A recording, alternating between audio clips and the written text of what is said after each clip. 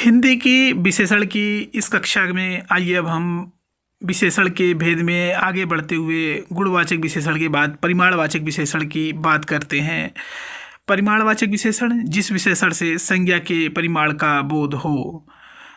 चूँकि विशेषण वह शब्द होता है जो किसी संज्ञा या सर्वनाम की विशेषता बताता है। संज्ञा जो किसी व्यक्ति, वस्तु अथवा स्थान के नाम का बोध कराता है उसे हम संज्ञा कहते हैं। परिमाण से हमारा यहाँ आशय है कि वह शब्द जो संज्ञा की मात्रा का बोध कराए उसे हम परिमाण कहेंगे। जैसे मुझे थोड़ी चाय दो, इस वाक्य में यदि हम देखें तो चाय जो है वह विशेष है और विशेष वह शब्द होता है जिसकी विशेषता बताई जाती है, और थोड़ी शब्द जो है वह चाय की मात्रा का बोध करा रहा है।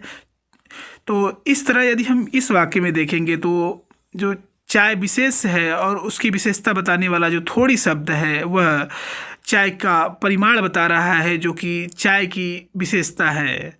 इसलिए थोड़ी शब्द जो है परिमाणवाचक विशेषण है। यदि हम अगले वाक्य में देखें, 1 मीटर कपड़े से काम चल जाएगा, इस वाक्य में यदि हम देखें तो कपड़ा विशेष है और 1 मीटर उस कपड़े की माप बता रहा है या उस कपड़े का परिमाण बता रहा है, इसलिए 1 मीटर परिमाणवाचक विशेषण है। परिमाणवाचक विशेषण के दो भेद होते हैं, निश्चित परिमाणवाचक विशेषण और अनिश्चित परिमाणवाचक विशेषण।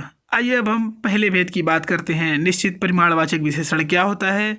निश्चित परिमाणवाचक विशेषण संज्ञा के निश्चित मापतौल का बोध होता है, अर्थात जिस विशेषण से संज्ञा के निश्चित मापतौल का बोध हो उसे हम निश्चित परिमाणवाचक विशेषण कहते हैं। यदि हम उदाहरण के माध्यम से देखें तो राम बाजार से 1 किलो टमाटर लाया, इस वाक्य में यदि हम बात करें तो टमाटर जो शब्द है वह विशेष है और 1 किलो उस टमाटर की विशेषता बता रहा है, यानी कि उस टमाटर की जो मात्रा है वह 1 किलो है, अर्थात 1 किलो जो है टमाटर का परिमाण है और यह परिमाणवाचक विशेषण है।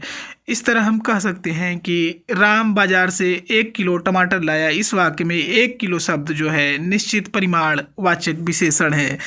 यदि आगे हम और उदाहरण के माध्यम से इसे देखना चाहें तो 2 मीटर कपड़े से मेरी कमीज बन जाएगी, यदि हम इस वाक्य में देखें तो 2 मीटर जो कपड़ा है वह कमीज की माप बता रहा है, यानी वह निश्चित माप बता रहा है 2 मीटर। तो इसलिए 2 मीटर जो शब्द है वह निश्चित परिमाणवाचक विशेषण होगा। इस तरह यदि हम किसी वाक्य में 4 किलो, 3 मीटर, 1 तोला, 2 किलो, 10 लीटर, 5 लीटर इस तरीके का कोई परिमाण हो तो वह विशेष की जो है निश्चित परिमाण बताएगा। इस तरह वह शब्द जो है निश्चित परिमाणवाचक विशेषण होता है। यदि हम आगे बढ़ते हुए अनिश्चित परिमाणवाचक विशेषण की बात करें तो यह संज्ञा के किसी निश्चित परिमाण का बोध नहीं कराता है।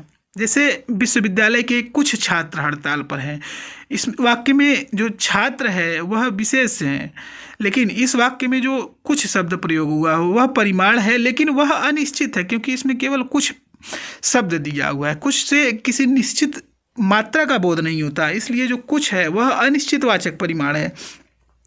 यदि हम इसको और अधिक किस उदाहरण के माध्यम से समझना चाहें तो जैसे मेले में अनेक पशु पक्षी हैं, इस वाक्य में अनेक जो शब्द है वह अनिश्चित परिमाणवाचक का बोध कराएगा।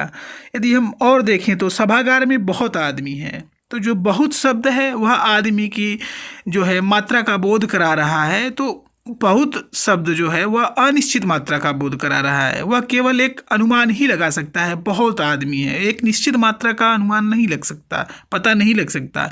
इसलिए अनेक जो शब्द है या बहुत जो शब्द है यह अनिश्चितवाचक परिमाण का बोध कराता है।